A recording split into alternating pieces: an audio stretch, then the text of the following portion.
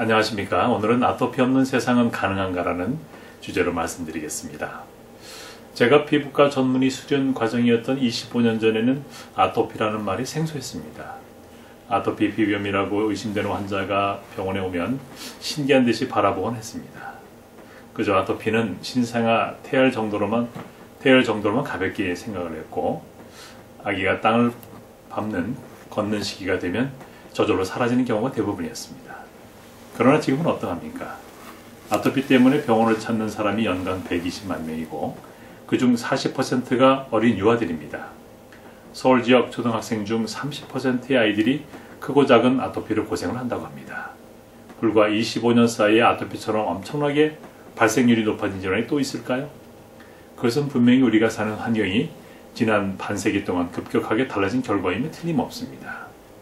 온몸이 붉게 부어오른 아토피 환자를 바라볼 때 지구온난화를 경고하는 활활 타오르는 지구의 이미지를 필자는 연상하곤 합니다.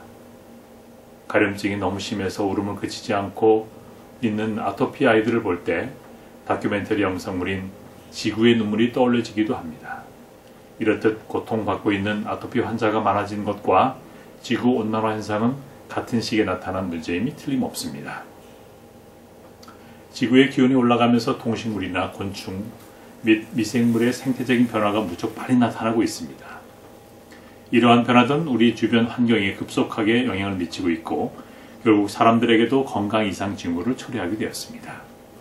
그 중에 하나가 바로 알레르기성 질환의 급증입니다. 평소에 우리가 접촉하지 못했던 새로운 형태의 고알레르기성 물질들이 피부나 점막을 자극하기 때문에 아토피 피부염, 아토피성 천식과 아토피성 비염이 잘 생깁니다. 자동차에서 분출하는 배기가스나 실내 환경 독소들도 피부와 점막을 더욱 자극하므로 아토피 발생을 증폭시키기도 합니다. 한편 아토피가 많아진 원인을 식생활 변화에서도 찾아볼 수가 있습니다. 요즘 가임기 부모들은 신선한 자연식보다는 가공된 식품을 더 많이 섭취하고 삽니다. 아이들도 마찬가지입니다. 어릴 적부터 각종 인스턴트 식품이나 화학물질 덩어리에 간식이 주식인 양 먹고 자랍니다. 각종 예방주사나 항생제의 과용은 어린이의 면역체계를 취약하게 만듭니다. 이러한 것들이 아토피 민감성 체질을 만든 주범입니다. 저는 환경병인 아토피 환자들을 진료할 때마다 깨끗한 자연환경과 먹거리의 소중함을 새삼 인식하고 있습니다. 지금 우리 지구 또한 기후변화로 인한 환경 대재앙 때문에 회복하기 쉽지 않은 중병을 앓고 있습니다. 가뭄, 홍수, 폭염, 폭설, 쓰나미, 화산 폭발과 같은 인류의 생존을 위협하는 재앙의 그림자가 매년 우리 곁으로 성큼성큼 다가오고 있습니다. 이것들은 결국 우리들의 환경 파괴에 대한 경고의 메시지입니다. 지금까지 우리들은 물질적인 풍요만을 추구하면서 살았습니다. 편안하고 윤택한 세상이 우리 삶의 목표 중에 하나였습니다.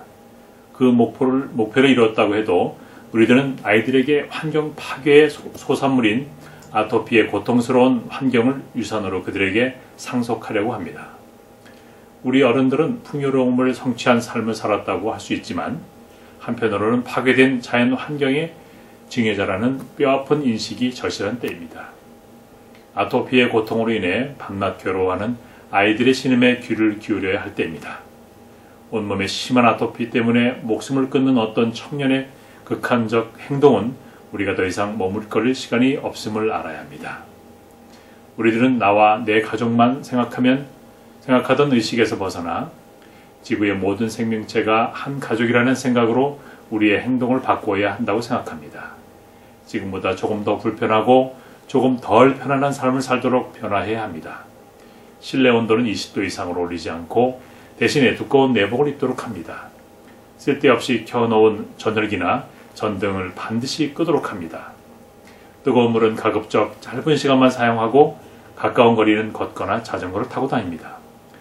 우리들의 작은 행동들이 모여서 엄청난 효과를 가져온다고 생각합니다. 지금은 소셜 네트워크 서비스, 즉 SNS를 통해서 정보의 교환이 순식간에 이루어지는 초고속 정보 혁명 시대입니다. 우리의 삶의 변화가 긍정적이고 감동적일 때 그 파급 효과는 엄청납니다. 오늘 내가 한 아주 작은 친환경 행동과 환경 메시지를 페이스북에 띄워봅시다. 우리 아이들에게 아토피 없는 친환경 녹색 세상을 만들어주는 것이 나의 삶의 목표 중에 하나라고 트위터에 올려봅시다.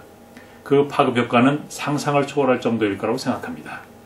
SNS를 통해서 우리는 친환경 증여자로 존경의 대상이 될 수 있다고 생각합니다. SNS가 아토피 없는 세상이 가능하게 해주지 않을까요? 네, 감사합니다.